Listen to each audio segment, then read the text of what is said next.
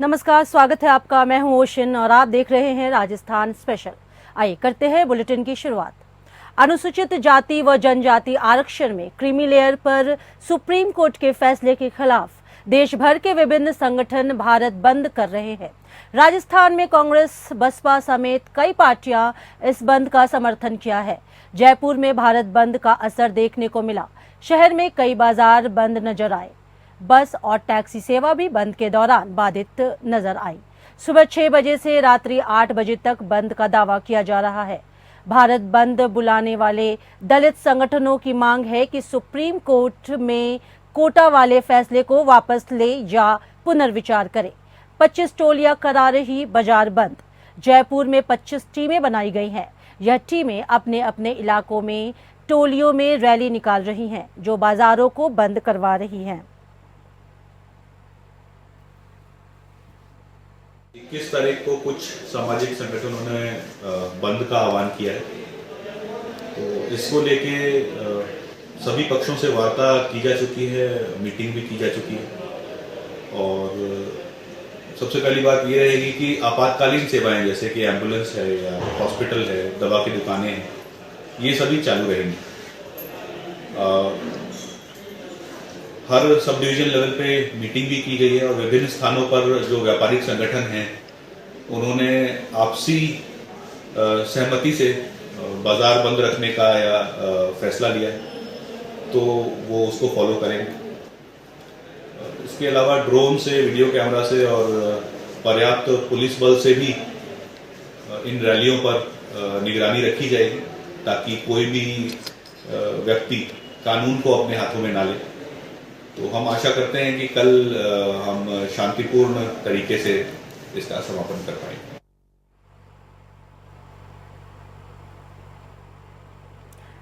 अनुसूचित जाति व जनजाति आरक्षण में क्रीमी लेयर पर सुप्रीम कोर्ट के फैसले के खिलाफ देश भर के विभिन्न संगठन भारत बंद कर रहे हैं। बता दें, राजस्थान में कांग्रेस, बसपा समेत कई पार्टियां इस बंद का समर्थन कर रही हैं। जयपुर में भारत बंद का असर देखने को मिला। शहर में कई बाजार बंद नजर आए। बस और टैक्सी सेवा भी बंद के दौरान बाधित नजर आई। सुबह 6 बजे से रात्रि 8 बजे तक बंद का दावा किया जा रहा है।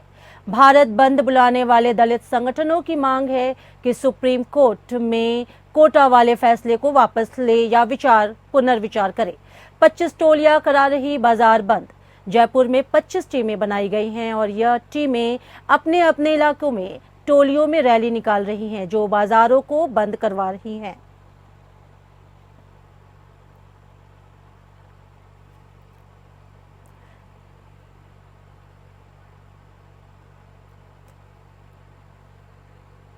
एक अगस्त 2024 को सुप्रीम कोर्ट द्वारा देश के करोड़ों SC/ST वर्ग के लोगों खिलाफ वर्गीकरण दिए गए एवं क्रीमी लेयर के फैसले का बहुजन समाज पार्टी की राष्ट्रीय अध्यक्ष मायावती ने प्रेस कॉन्फ्रेंस करके 2 बार खुला विरोध किया था और कहा था कि सुप्रीम कोर्ट द्वारा दिया गया फैसला देश के तमाम SC/ST वर्ग के लोगों के लिए आपातकाल के समान है।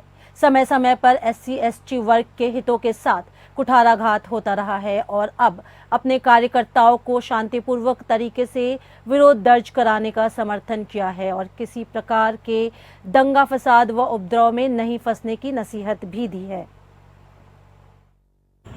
कल 21 अगस्त के भारत बंद को लेकर बहुजन समाज पार्टी के पदाधिकारी एवं कार्यकर्ताओं से एक अपील मैं करना चाह रहा हूं।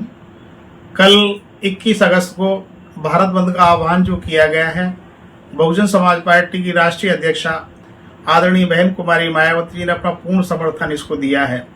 जैसा कि विदित है, 1 अगस्त को महामहिम सुप्रीम कोर्ट ने जिस तरीके से SC/ST के आरक्षण के वर्गीकरण की बात की है, साथ ही क्रीमी लेयर के आधार पर कुछ समाजों को इसे बाहर करने की बात की है, वो सरासर फैसला गलत है। क्योंकि संविधान में जो आरक्षण इन वर्गों को मिला हुआ है, वो संविधान में आरक्षण जाति आधार पर मिला हुआ है, ना कि आर्थिक आधार पर। क्योंकि अभी भी देश की आज़ादी का 78 साल बाद भी जिस तरीके से जातीय भेदभाव समाज में दिखाई देता है, छुआछूत है, जिस तरीके से कमजोर वर्ग के लोगों के साथ अन्याय अत्याचार होता है, अब ये आरक्षण की महती आवश्यकता है। जालौर भारत बंद के आह्वान को लेकर जालौर में मंगलवार को कलेक्टर पूजा पार्थ और एसपी ज्ञानचंद यादव ने अफसरों की बैठक ली। दोनों ने कलेक्ट्रेट सभा भवन में भारत बंद संघर्ष समिति व व्यापार मंडल समेत विभिन्न संगठनों के पदाधिकारियों से चर्चा की, साथ ही शांतिपूर्ण प्रदर्शन की अपील भी की। बैठक के बाद दोनों ने मीडिया से भी चर्चा की। उन्होंने बताया कि कानून व्यवस्था बनाए रखने के लिए जिला मुख्यालय पर 2 डीएसपी, 6 इंस्पेक्टर व सब इंस्पेक्टर समेत जिले भर में 550 से अधिक पुलिस के जवान तैनात रहेंगे। एससी और एसटी वर्ग के द्वारा भारत बंद का आह्वान किया गया।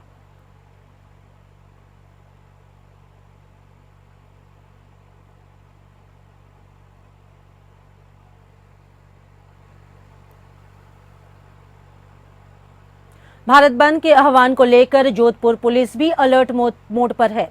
डीसीपी ईस्ट ने बंद का आह्वान करने वाले प्रतिनिधियों और व्यापारियों की बैठक ली। बैठक के दौरान प्रशासनिक अधिकारी भी, इंटेलिजेंस के ऑफिसर भी मौजूद रहे। इस दौरान शांतिपूर्वक बंद की अपील की गई। इधर व्यापारी संघ ने दोपहर 1 बजे तक बंद को समर्थन देने की बात कही है। दोपहर बाद मार्केट खुलेगा। बता दें कि भीम सेना और बहुजन दलित सामाजिक संगठन की ओर से आज संपूर्ण भारत बंद है। ऐसे में डीसीपी ईस्ट आलोक श्रीवास्तव ने संगठनों के प्रतिनिधियों के साथ मीटिंग रखी। इस दौरान प्रतिनिधियों को व्यापारी संगठनों से भी चर्चा करने को आमंत्रित किया गया। दोनों संगठनों से बात कर शांतिपूर्ण आयोजन की अपील भी की गई। इधर व्यापारी संगठनों का कहना है कि पहले से कोई जानकारी इस बंद को लेकर नहीं थी। ऐसे में अचानक से बंद करने से व्यापारियों को काफी नुकसान होगा। डीसीपी ईस्ट ने प्रतिनिधियों को निर्देश दिए कि बंद को शांतिपूर्वक किया जाए। साथ ही चेतावनी भी दी कि अगर लॉ एंड ऑर्डर का उल्लंघन होगा तब पुलिस अपनी कार्रवाई करेगी। बैठक में उपस्थित प्रतिनिधियों ने भी शांतिपूर्ण बंद का आह्वान किया है।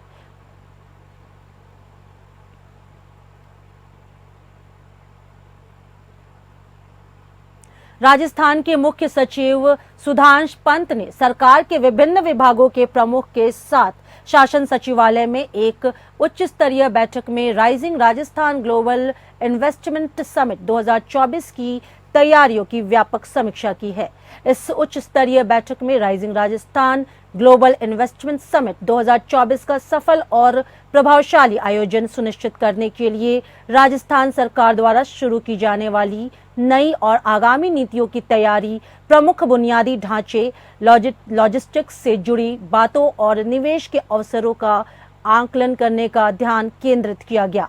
मुख्य सचिव सुधांश पंत ने बैठक की अध्यक्षता करते हुए कहा कि rising Rajasthan global investment summit 2024 मुख्यमंत्री की प्राथमिकताओं में से एक है और इसे सफल बनाना सभी विभागों की जिम्मेदारी भी है।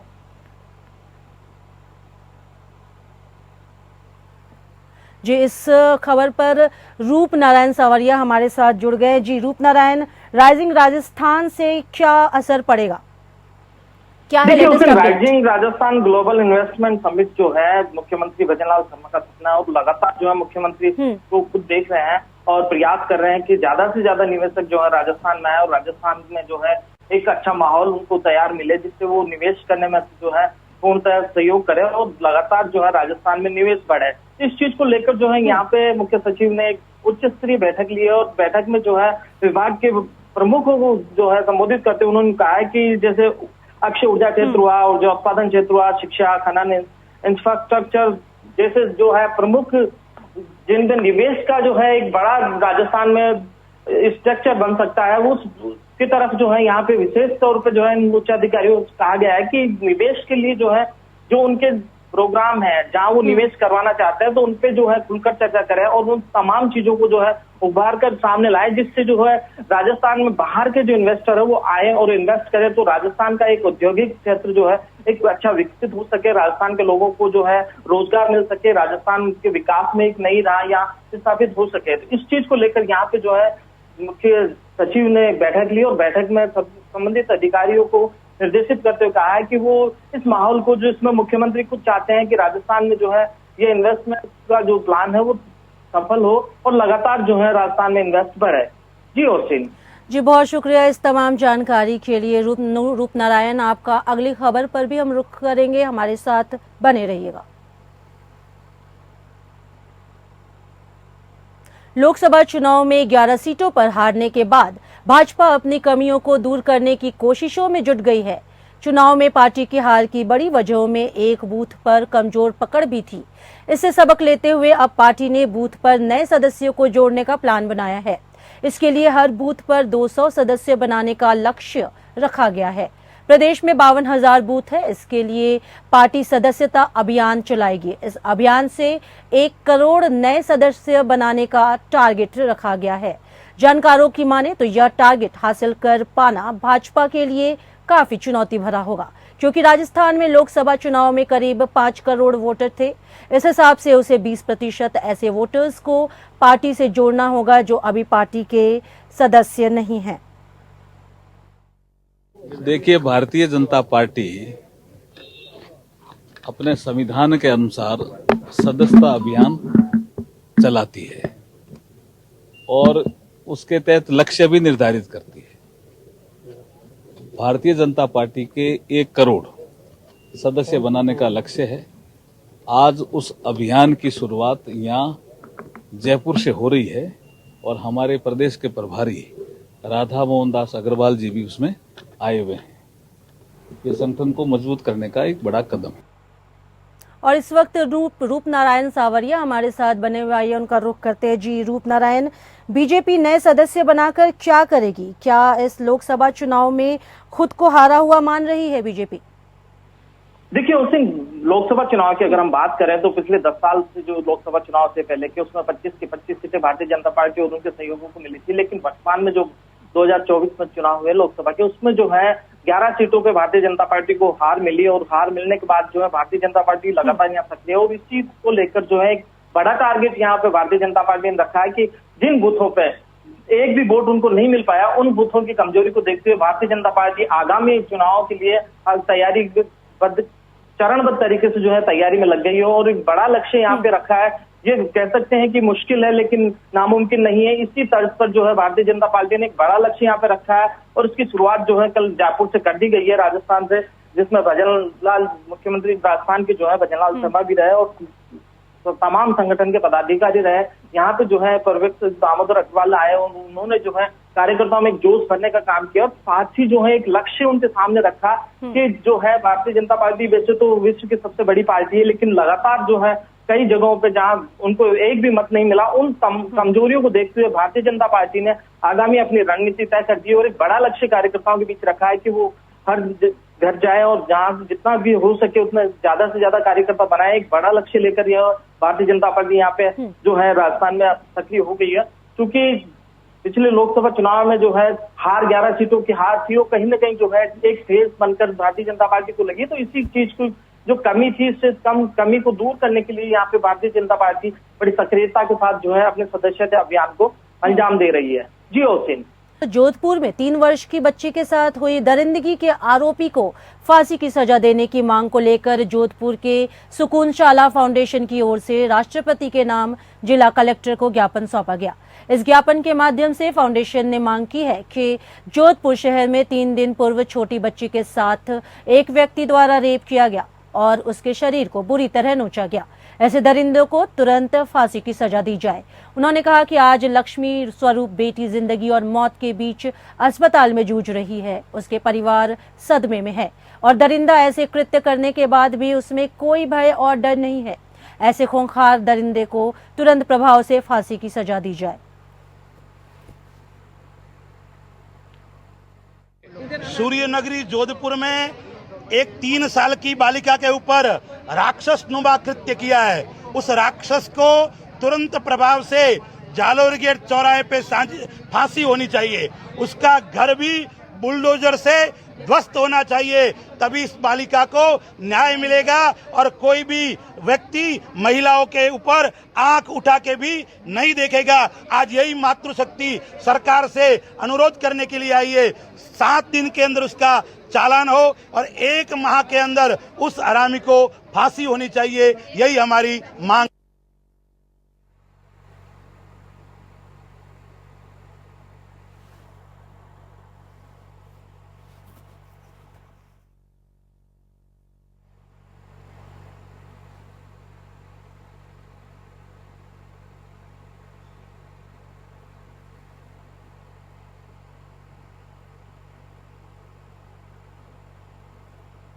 अब सीधा चलेंगे लखनऊ, जहां कल्याण सिंह के पुण्यतिथि पर सीएम योगी संबोधित कर रहे हैं। सहयोगी उप मुख्यमंत्री द्वय श्री केशव प्रसाद मौर्य जी,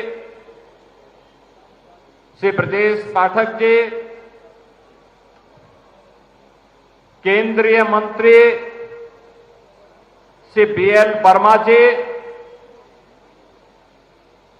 पूर्व केंद्रीय मंत्री और पूर्व प्रदेश अध्यक्ष डॉक्टर महेंद्र नाथ पांडे जी, पूर्व उप मुख्यमंत्री और राज्यसभा के माननीय सांसद डॉक्टर दिनेश शर्मा जी, उन्नाव से लोकप्रिय सांसद स्वामी साक्षी महाराज जी, प्रदेश सरकार के प्रदेश सरकार के मंत्री और भारतीय जनता पार्टी के पूर्व के अध्यक्ष श्री सूर्य प्रताप शाही जी, श्री स्वतंत्र देव सिंह जी, इस संपूर्ण कार्यक्रम के आयोजक सरदेव बाबूजी कल्याण सिंह जी की विरासत को आगे बढ़ा रहे पूर्व सांसद श्री राजवीर सिंह राजू भैया, प्रदेश सरकार में मंत्रिमंडल के मेरे सहयोगी और इस कार्यक्रम के संयोजक श्री संदीप सिंह जी, मंच पर उपस्थित प्रदेश सरकार के हमारे सभी मंत्रीगण, माननीय सांसदगण, माननीय विधायकगण, पार्टी के पदाधिकारीगण और प्रदेश के अलग अलग जनपदों से यहां पर उपस्थित बाबूजी कल्याण सिंह जी के सभी समर्पित अनुयायीगण और उपस्थित बहन और भाइयों, सरदेव बाबूजी को उनकी तीसरी पुण्यतिथि के अवसर पर प्रदेश सरकार और प्रदेश की जनता जनार्दन की ओर से कोटि कोटि नमन करते हुए विनम्र श्रद्धांजलि अर्पित करता हूं। बहनों और भाइयों, अलीगढ़ जनपद के एक सामान्य किसान परिवार में जन्म लेकर जन्म से ही संघर्ष का जज्बा जिनके अंदर रहा हो, जिन्होंने चुनौतियों से जन्म से ही मुकाबला करना सीखा हो और पहले किसान के रूप में, फिर शिक्षक के रूप में, फिर राष्ट्रीय स्वयंसेवक संघ के एक स्वयंसेवक के रूप में और फिर भारतीय जनता पार्टी के कार्यकर्ता से अपनी यात्रा प्रारंभ करने वाले सरदेव बाबूजी की यात्रा शून्य से शिखर तक की यात्रा है। बहन और भाइयों, वे विधायक भी थे, सांसद भी थे, प्रदेश सरकार में कांग्रेस की दमनकारी नीतियों के खिलाफ और लोकतंत्र का गला दबाने के खिलाफ हुए आपातकाल के आंदोलन में जेल के अंदर बंद भी हुए थे और आपातकाल। और अब राजस्थान खबरों में आगे बढ़ते हैं। राजस्थान के उदयपुर में पिछले कुछ दिनों से सुलग रही सांप्रदायिक हिंसा सोमवार को चाकू हमले में घायल छात्र की मौत के बाद एक बार फिर तेज हो गई। 15 साल के देवराज की अस्पताल में इलाज के दौरान मौत हो गई है, जिस पर उदयपुर के सरकारी स्कूल के एक छात्र ने 16 अगस्त को चाकू से हमला किया था। हमले के बाद अस्पताल में देवराज 4 दिनों तक जिंदगी की जंग लड़ता रहा, लेकिन सोमवार को देवराज ने दम तोड़ दिया। पोस्टमार्टम के बाद देवराज का शव परिवार वालों को सौंप दिया गया। इसके बाद 20 अगस्त को कड़ी सुरक्षा के बीच मृतक का अंतिम संस्कार किया गया। उसके पिता और चचेरे भाई ने मुखाग्नि दी। इस दौरान लोगों ने नारेबाजी भी की। देवराज की अंतिम यात्रा में भारी संख्या में लोग शामिल हुए। सुरक्षा के कड़े इंतजाम, मोबाइल इंटरनेट बंद। पुलिस ने बताया कि शुक्रवार को हुई सांप्रदायिक हिंसा के मद्देनजर शहर में सुरक्षा के कड़े इंतजाम किए गए हैं और मोबाइल इंटरनेट सेवाएं बंद कर दी गई हैं। उदयपुर रेंज के पुलिस महानिरीक्षक अजय पाल लांबा ने लोगों से कानून व्यवस्था बनाए रखने की अपील की है। इस बीच मृतक छात्र के परिवार के विभिन्न मांगों पर सहमति बन गई है। उदयपुर के विधायक ताराचंद जैन ने संवाददाताओं से कहा, राज्य सरकार द्वारा 51 लाख रुपए का मुआवजा देने, मामले की सुनवाई फास्ट ट्रैक कोर्ट में करने, एक सदस्य को संविदा पर नौकरी देने और परिवार को सुरक्षा मुहैया कराने पर सहमति बनी हुई है। बच्चे के प्रति हमारी सभी की जो संवेदनाएं हैं, उन संवेदनाओं को ध्यान में रखते हुए पूरे उदयपुर वासियों से हमारी अपील है कि अनावश्यक रूप से कहीं भीड़भाड़ एकत्रित नहीं करें, माहौल को खराब करने की कोशिश नहीं करें। आज परिवार सदमे में है, उस सदमे में उनके प्रति सच्ची संवेदना यही होगी कि सभी अपने अपने घरों में शांति से बैठें, बेवजह किसी तरह का माहौल खराब करने की कोशिश नहीं करें, किसी अफवाह पे ध्यान नहीं देना, पर्याप्त पुलिस बल दें। अगर किसी ने कोई व्यवस्था खराब करने की कोशिश करी तो उनके साथ सख्ती से पेश आने के निर्देश तमाम पुलिस बल को दिए गए हैं। धारा 144 भी शहर में लगी हुई है। अनावश्यक रूप से जगह जगह चौराहों पे, नुक्कड़ों पे खड़े होकर अगर जो युवा एकत्रित होने की कोशिश करेगा तो उनके खिलाफ भी हम सख्ती से पेश आएंगे। कोलकाता में महिला डॉक्टर के साथ रेप व हत्या के मामले को लेकर देश भर में रोष है। वहीं राजस्थान में घटना को लेकर डॉक्टर्स का कंप्लीट शटडाउन चल रहा है। राजधानी जयपुर में डॉक्टर्स और वकीलों का प्रदर्शन जारी है, जहां डॉक्टर्स के समर्थन में सड़क पर वकील निकले हैं। जयपुर बार एसोसिएशन और रेजिडेंट डॉक्टर्स ने निकाली कैंडल मार्च यात्रा।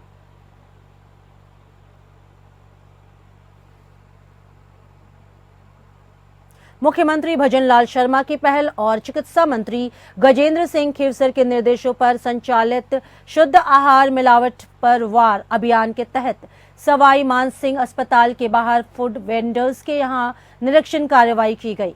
खाद्य सुरक्षा आयुक्त इकबाल खान के निर्देशन में चिकित्सा शिक्षा विभाग, एसएमएस अस्पताल प्रशासन, खाद्य सुरक्षा विभाग तथा नगर निगम ग्रेटर की विजिलेंस टीम द्वारा संयुक्त कार्रवाई की गई।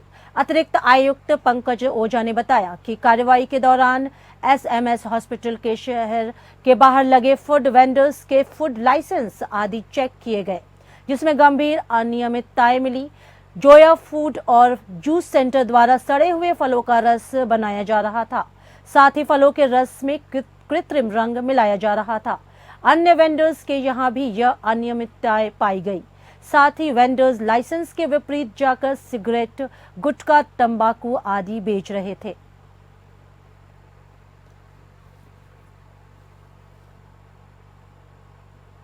जोधपुर के प्रताप नगर सदर थाना क्षेत्र में बदमाशों ने जमकर उत्पात मचाया। बदमाशों ने आधी रात को मोहल्ले में घुसकर घरों के आगे खड़ी कार व बाइक से तोड़फोड़ की। मोहल्ले के लोग जागे तो बदमाश मौके से फरार हो गए। घटना से आक्रोशित लोग थाने पहुंच गए और बदमाशों की गिरफ्तारी की मांग करने लगे। लोगों की भीड़ को देखते हुए प्रताप नगर एसपी अनिल कुमार आरएसी जाब्ते के साथ मौके पर पहुंच गए और बदमाशों को ढूंढना शुरू किया। देवराम जी उन्होंने बताया कि यहाँ पे थोड़े लोग आए हुए हैं, इनके मोहल्ले की गाड़ियाँ की तोड़ फोड़ करके गए हैं कुछ लोग। जैसे मेरे को पता पड़ा तो मैंने जाब्ते को, कंट्रोल को बताया कि जाब्ता भेजिए, मैं भी पहुँच रहा हूँ। और जो सर्किल का जाब्ता है वो भी बुलाया यहाँ पे, तो उसको लेके यहाँ पहुँचे। यहाँ के लोगों ने बताया कि जो ऊपर रहने वाले जो मोहल्ले के जो लोग हैं उनमें से कुछ लड़के हैं वो यहाँ आके गाड़ियों की तोड़ फोड़ करके गए हैं। तो जाब्ते सहित तो ऊपर पहाड़ी पे इन्होंने बताया, इन लोगों ने भी पहाड़ी के ऊपर भाग के गए हैं। तो जाब्ते सहित गया था मैं वहाँ पे, पूरी पहाड़ी देख के आए। अब या तो ये उधर से ऊपर उतर गए नीचे साइड में, और झाड़ियाँ जोड़ियाँ तो हमने सारी देख ली क्योंकि आज रोशनी ठीक है चंद्रमा की। और राजस्थान खबरों में मेरे साथ फिलहाल इतना ही। नमस्कार।